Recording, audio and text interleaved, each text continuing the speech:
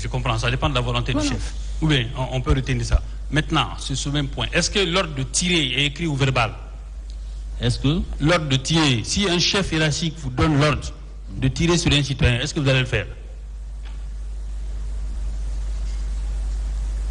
Mon frère, quand un chef vous donne les ordres, il faut peser.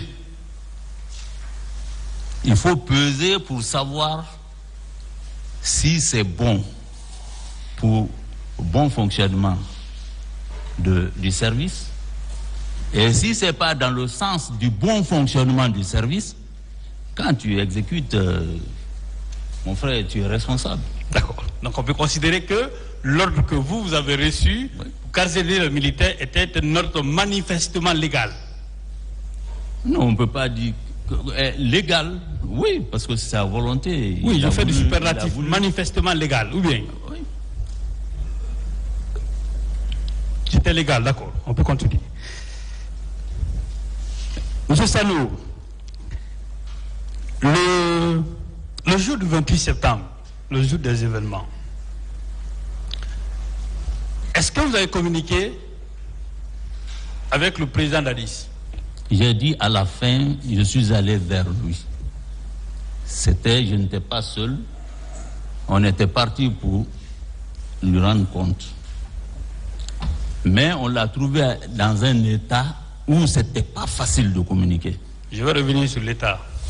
Est-ce que vous avez pu communiquer avec lui au téléphone? Avec qui? Avec lui au téléphone, avant que vous ne partiez le voir. Est-ce que vous avez pu communiquer avec lui? Je crois qu'il est là et vous pouvez lui demander. Moi, je ne l'ai jamais appelé au téléphone. Non, je comprends. Moi, je veux juste... Non, je ne l'ai jamais fait. Monsieur Sano.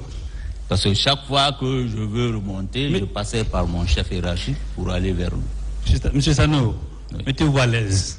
Nous ne sommes pas tous les mêmes. Oui. Moi, je recherche juste la vérité. Hein. Je n'ai rien à voir avec ce qui vous concerne. Et toujours le 28 septembre, ou avant même le 28 septembre, je vais poser une question de manière générale. Est-ce que, parce que vous dites que vous n'avez jamais appelé le président Dadis? Directement, non. Est-ce que vous avez reçu des instructions directement de lui? Aviez-vous reçu des instructions directement de lui? J'ai déjà répondu à cette question. J'ai dit que ça passait toujours par le ministre de la Défense. D'accord. Même pour le rencontrer. Très bien. Oui. Non, je vous comprends. Hein. Moi, je veux des confirmations. De lui. Aviez-vous reçu des instructions directement de lui? J'ai déjà répondu à cette question. J'ai dit que ça passait toujours par le ministre de la Défense. D'accord. Même pour le rencontrer. Très bien. Oui. Non, je vous comprends. Hein. Moi, je veux des confirmations. Vous avez dit que le jour du 28 à 16h, vous étiez venu avec le général David Abba. Et que vous avez trouvé le président dans un état colérique. Il était fâché, pourquoi? Pourquoi il était fâché? Vous avez trouvé que le président était fâché. Ou bien? Il était fâché, pourquoi? Et ça, c'était à 16h, hein? Ou bien? Le jour du 28 septembre, vous dites que vous étiez venu au camp Alpha Yaya pour rendre compte au président. Et que vous étiez avec un certain David Abba, qui est général actuellement. Oui ou non? Oui. Dans l'état dans lequel vous lui avez trouvé, je sais que vous avez donné des explications par rapport à ça. Qu'est-ce qu'il disait? Il était fâché. Pourquoi? Pourquoi il était fâché? Moi, ce que j'ai suivi, parce que lui, quand il vient, il était fâché, il dit qu'on l'a empêché de sortir. Ils ont caché la clé de son véhicule. Et il disait des mots forts. Quand il s'approche à la porte, les gens ils venaient prendre son pied. Donc ça, on était à partir de 16h. Hein? Ça, c'était à 16h. C'est vers les 16h. Vers les 16h. Oui. À 16h déjà, il était fâché parce qu'on ne lui a pas laissé aller au stade. Qu'on avait caché la clé de sa voiture. Oui ou non? Oui. Je dis, on peut noter déjà dans le primitif qu'à partir de 16h déjà, il était fâché parce qu'on ne lui a pas laissé aller au stade. Oui, je crois que c'est vérifiable. et que la clé de sa voiture avait été cachée. Oui. C'est ce que j'ai entendu dire. C'est que vous l'avez entendu dire. Parce que vous êtes témoin, hein, ici, là. Mais c'est pourquoi je le dis. Oui, justement. C'est parce que vous pensez, c'est ce que vous avez vu et entendu. Ouais, ça, et puisque je l'ai vécu. vous dites, que vous étiez avec David Haba, Oui. ça veut dire que lui, il peut certifier ce que vous êtes en train de déclarer à la barre. Oui ou non? Vous? Lui, il peut certifier ce que vous avez déclaré là. Oui. Très bien. Et les gens qui étaient au salon? Non, je suis en train juste de dire, salon. puisque vous êtes un témoin qui a été cité par le parquet, c'est pour certifier les propos effectivement qui ont été tenus par vous devant cette juridiction. D'accord, j'avance. Vous avez dit ici que le président, quand vous êtes arrivé, il était fâché et il a dit qu'il a été trahi. Est-ce que cette expression-là est sortie de sa bouche? Vous avez déclaré à cette barre ici que le président, quand il venait, il était fâché parce qu'on lui a empêché de sortir et qu'il aurait même dit qu'il a été trahi. Qu'il a été trahi. Oui. Cette expression a été utilisée par le président, oui ou non? Je l'ai entendu. Très bien. Je l'ai entendu. Non, moi je certifie vos propos parce que ce que vous dites là, M. Thibou Camara est venu dire la même chose. Je l'ai entendu dire, et c'est vérifiable aussi, parce que les éléments du salon, et David Haba peut témoigner. D'accord. Ok. Ça c'est bon. Ça c'est au moins acquis au débat. Je reviens sur le recrutement des éléments de Kalea. Je sais déjà que vous avez déclaré que vous n'avez assisté à rien, aucun processus. Ou bien? Oui. Il y a un détail qui m'intéresse, juste un détail. À une des questions que le parquet vous a posées ici un jour,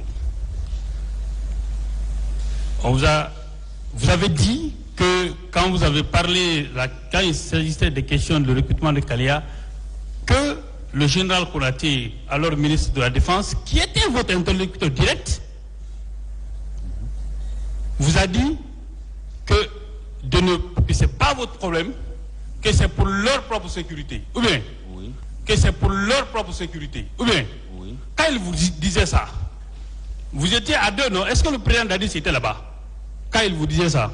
Non, mais peut-être le chef d'état-major de l'armée de terre va venir témoigner ça ici. Je comprends, hein? Non. Moi, je suis d'accord, hein? Je suis sur les détails.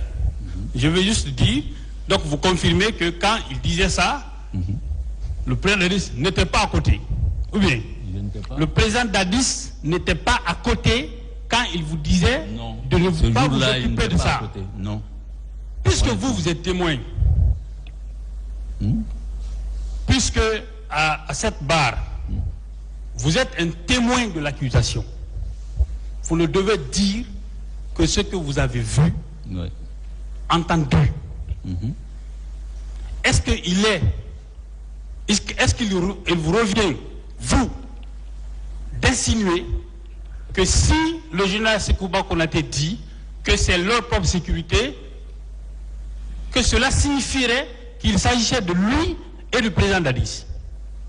Est-ce qu'il vous revient, vous, en tant que témoin, de dire ça, d'insinuer cela? Maître, quand on dit la garde, on recrute pour la garde présidentielle, c'est pas votre affaire. Vous allez mettre à l'actif de qui? Non, je comprends, hein? Non, je comprends. J'ai répondu largement à cette question. Oui, je sais que vous avez répondu. Oui. En fait, on vous a fait faire dire des choses que vous n'avez pas vécues et entendues. Et c'est ce que je veux faire comprendre au tribunal. On m'a fait? Suivez-moi très bien, vous allez comprendre ma question. Oui. Le général Konaté vous a dit que le recrutement des éléments de Kalea, ce n'est pas votre appel, que c'est pour leur sécurité. Ou bien, c'est pas tout ce qu'il a dit. Est-ce que vous pouvez faire un autre commentaire au-delà de ça? D'autres commentaires au-delà de ça? Je pense que le tribunal a compris, c'est bon. On peut avancer. Est-ce que vous pouvez faire d'autres commentaires au-delà? Non, quand il m'a dit c'est pas mon problème, moi je ne suis plus intéressé, maître. Je crois que j'ai largement expliqué ça ici. Non, je comprends. Voilà. D'accord, c'est bon. Je répondais à ces questions, s'il vous plaît. D'accord, il n'y a pas de problème. Ok.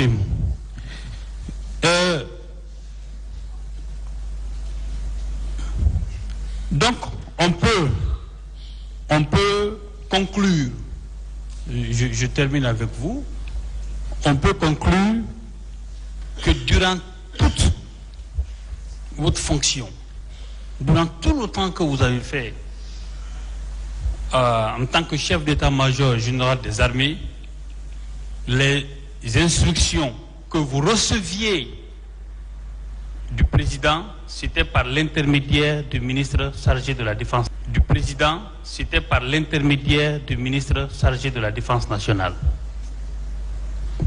Effectivement, maître, comme je sais, je ne suis pas le seul témoin, d'autres viendront et ils vont vous expliquer. Je crois que je vais me limiter à ça, parce que tout ce que je dis, c'est vérifiable. Hein. D'accord. C'est vérifiable. Donc on peut noter dans le primitif que vous n'avez jamais reçu des instructions directement du président Dadis. Sauf quand il a manifesté sa volonté là, concernant et quand on a fait... Bon, au casernement des militaires. Tout ça, oui. Quand je faisais les tours là, les 33 préfectures pour aller sensibiliser les machins vers le début, je l'ai fait avec les sensibiliser les machins. On nous a amené chez lui. Lui aussi, il a dit comment on doit se comporter. Qu'est-ce qu'il veut. Il a dit ça. Merci, Monsieur le Président. Merci, honorable assesseur.